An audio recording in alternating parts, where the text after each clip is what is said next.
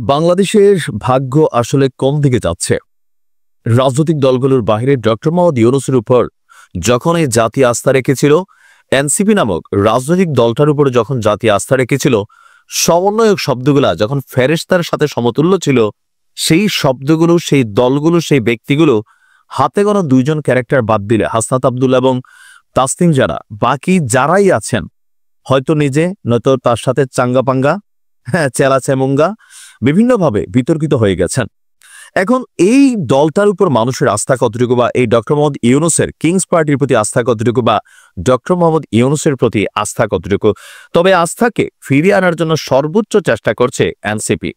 আগামীকাল সারা বাংলাদেশে কি ঘটতে যাচ্ছে, দেশ জুড়ে এই মুহূর্তে নানান চিন্তা যে আগামীকাল আসলে কি ঘটবে। কারণ একটা মূলা ঝুলিয়েছে এনসিপি। আমি মূলা বললাম এই কারণেই, এ যাবৎকালীন এদের যতগুলো পদক্ষেপ, এদের যতগুলো কার্যক্রম, সবগুলো জিনিসই দিন শেষে ট্র্যাক হারিয়ে ফেলেছে। হয়তো তেমন কিছুই দেখবো নাকি আসলে পরিবর্তনের জন্য আসলেই কিছু আসতে যাচ্ছে। দর্শক, আগামীকালকে বাংলাদেশের জন্য একটি ঐতিহাসিক দিন হতে যাচ্ছে বলে জানিয়েছে জাতীয় নাগরিক পার্টি এনসিপি।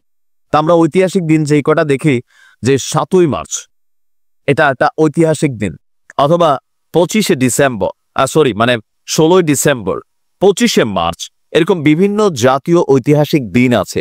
নতুন কি দিন আসতে যাচ্ছে, আগামীকাল কি ঘটবে? বলা হচ্ছে বাংলাদেশের জন্য নতুন কিছু আসতে যাচ্ছে। নিজেদের ফেসবুক পেজে এনসিপির এক বার্তা জানানো হয়েছে, বিপুল আগ্রহ এবং জনসমাগমের মাধ্যমে এনসিপি তার মাসব্যাপী দেশ গড়তে জুলাই পদযাত্রা কর্মসূচি সম্পন্ন করেছে। বিগত জুলাই মাস জুড়ে এই বাংলাদেশের অসংখ্য জনপদে, গ্রামে গঞ্জে, শহরে নগরে এনসিপি গিয়েছিল। শ্রমিক, কৃষক, দিনমজুর, গৃহিণী সহ এদেশের বিভিন্ন পেশাজীবী মানুষের সঙ্গে দেখা করেছে। সেখানে এনসিপির নেতারা প্রতিশ্রুতি দিয়েছিল পদযাত্রা শেষে জনগণের এই কথাগুলো তারা তুলে ধরবেন, ঘোষণা করবেন নতুন বাংলাদেশের প্রতিশ্রুতি। তার মানে আগামীকালকে বেশ কিছু প্রতিশ্রুতি আমরা দেখতে পাবো, যেটা রাজনৈতিক দলগুলো সবসময় বলে থাকেন, কথা দিলেন তো কথা আসলে কতটুকু পালন করবেন সেইটা জরুরি না। বলা হয়েছে যে 2024 সালের 3রা আগস্ট একটা ঐতিহাসিক মুহূর্ত ছিল। কেন?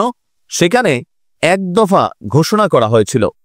তো আগামীকালকে 3রা আগস্ট, তো সেই ঐতিহাসিক ক্ষণকে আপনার নতুন নির্দেশনা আবারও একটা আনতে যাচ্ছে এনসিপি। সেখানে তুলে ধরবেন এদেশের মানুষের চাওয়া পাওয়া, আগামীর বাংলাদেশ বিনির্মাণে এনসিপির প্রতিশ্রুতি, এবং ঘোষণা করবেন জুলাই ঘোষণাপত্র এবং শরৎ বাস্তবায়নের দাবিতে পরবর্তী কর্মসূচি।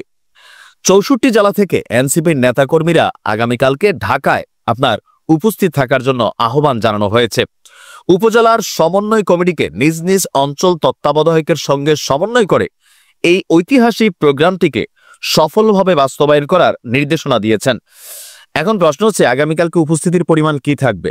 অতীতের মতন সরকারিভাবে কি তাদেরকে গাড়ি ঘোড়া সহযোগিতা করা হবে, অথবা এই মুহূর্তে সমন্বয়ক নামক অধিকাংশ চাঁদাবাজরা যেভাবে প্রকাশ্যে গোপনে বিভিন্ন জায়গা থেকে চাঁদাবাজি করছেন, এই প্রোগ্রামের জন্য আগামীকালকে বা আজকে থেকে নতুন করে আবার কি স্থানীয় ব্যবসায়ীদেরকে চাঁদা দিতে হবে? টাকা কোথায় পাবে? এই দলটার আয়ের উৎস কি?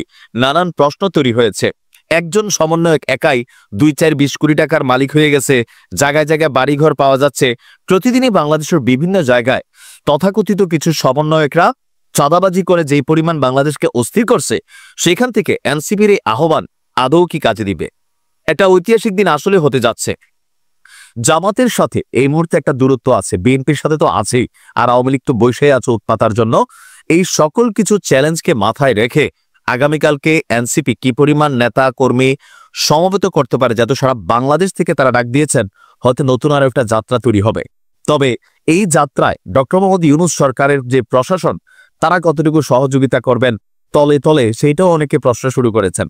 তবে আমি মনে করি এটা দরকার আছে নিজেদের ওজন বোঝার জন্য। এনসিপি যে কর্মকাণ্ড চালিয়েছে, আগামীকালকে হয়তো তারা ফলটা পেতে যাবে। তবে ফলের মধ্যে যদি ব্যাকআপ ফল থাকে, তাহলে সেই ফল কিন্তু কাজে দিবে না। কারণ দিন শেষে আপনার যারা লোক নিজস্ব, তারা দিয়া আপনি 100 জন লোক থাকা ভালো। আর যে ভাড়া কইরা টেকনিক্যাল সাপোর্ট দিয়া, টাকা পয়সা দিয়া মানুষ আইনে লোক দেখানোর যে প্রক্রিয়া বাংলাদেশে চলমান, সেটা হলে বাংলাদেশের মানুষ আশ্চর্য হবে না। দেখা যাক কি ঘটে। ভালো থাকুন।